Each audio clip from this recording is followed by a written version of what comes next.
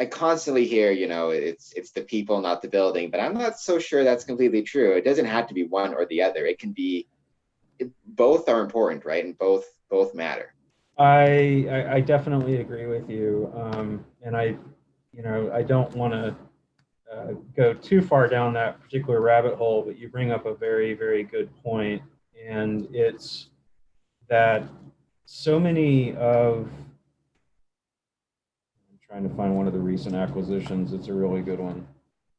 Um, I definitely agree with you that I think that we've given really short shrift, um, to some of these buildings, and you know, this, for instance, is a picture of the interior of the lodge room of that Yakima Masonic Temple that I was talking about, which fortunately is a hotel now. The building was saved, but it's not a Masonic building anymore. But I mean, some of the architectural masterpieces that we're really dealing with are really quite stunning.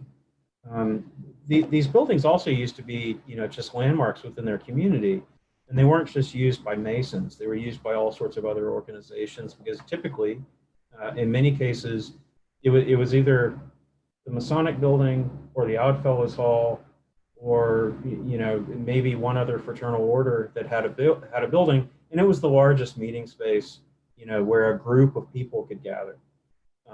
And I definitely agree with you that I think that much has been said about how, the concept of a lodge is greater. It's just the people, and it doesn't really have anything to do with the building.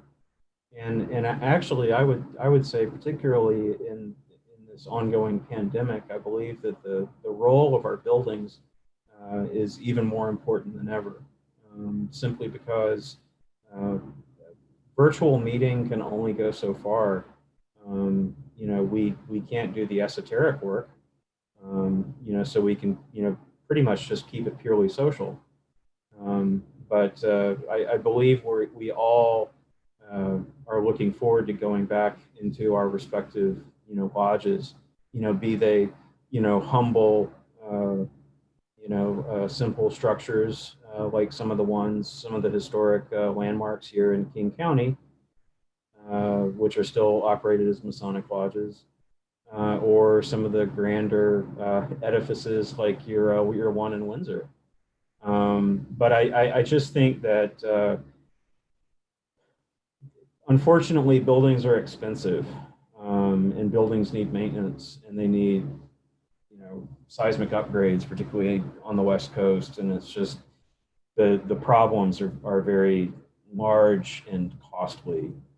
And even fairly recently, it's like one of our Grand Lodge officers, once again broached the topic of potentially combining, lodge buildings and selling off real estate, just for that very purpose. But I just think that, with each building that we lose, I think we lose more and more of our collective history of North American Freemasonry. I mean, it's not just Canadian. It's not just, it's Canada. It's the United States, Alaska, Hawaii. It's just they're not building they're not building buildings like this anymore. Is probably And the there's best way to sum it up. and there's such equity in the buildings too.